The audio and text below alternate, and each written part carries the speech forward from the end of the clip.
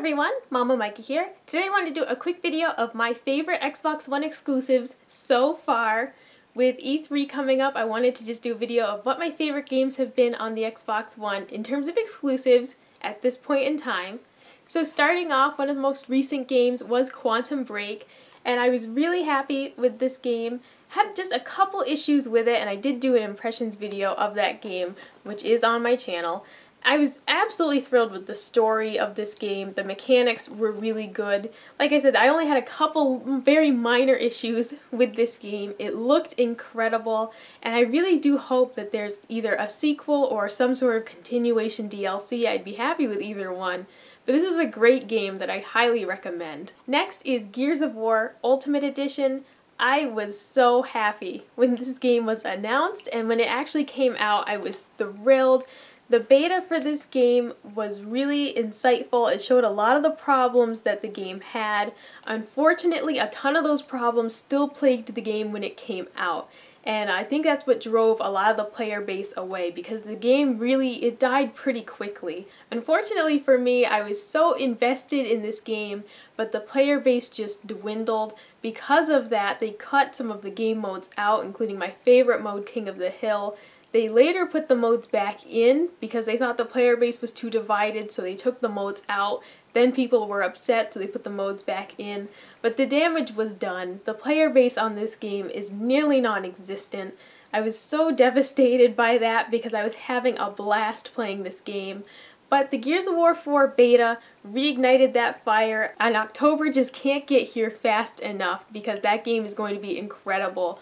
The multiplayer had very few problems just in that beta stage, and I'm sure they'll learn from their mistakes on this game to fix those beta issues before the game comes out and not a month after release. I'm positive that with all the things they've learned from making this game and having this game up and running, that Gears of War 4 is going to be incredible. Next on my list is a game that I don't own. I had rented this on Gamefly, but it was Zoo Tycoon. This game was really fun. It got some bad ratings, and I feel like they were just way out of proportion on a lot of their issues with this game. I thought it was really fun, very well done, beautiful game. The environment was fantastic, and the entire thing worked. I didn't have any glitches or issues that would cause me to knock the score as low as some other people did for issues that to me were very minor.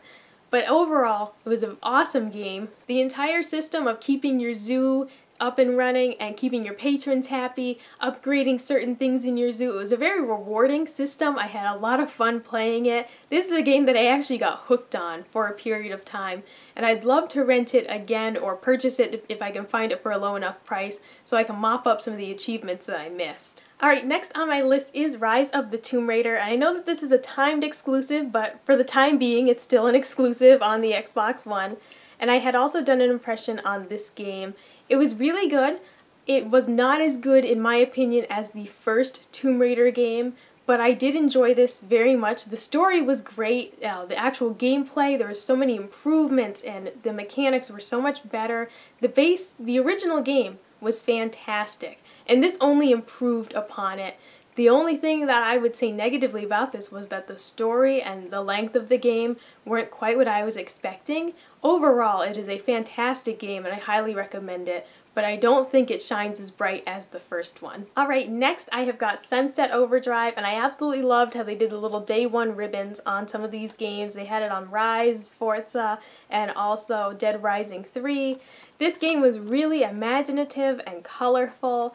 The story was so-so, but the mechanics and the controls, the environment, everything else was top-notch, and I didn't expect a fantastic story out of this game. It was much better than I expected. It's a good enough story to keep you going through it, enough to make you care. I wasn't expecting an amazing story from this game, and it was really good though for what it was. Overall, it's an awesome game. I highly recommend it. If you haven't played this yet and you're looking for another Xbox One game, definitely give this a try. Give it a rent on Gamefly if you have it. It's definitely a recommend. And last on my list, but definitely not least, is Titanfall. I absolutely adore this game, and I really wish the player base was more alive on it, because I would still be playing it if it was. You can still get in games, but it takes quite a while. but I really enjoyed this game while I played it, and I'm so excited for Titanfall 2. I cannot wait to hear more about that.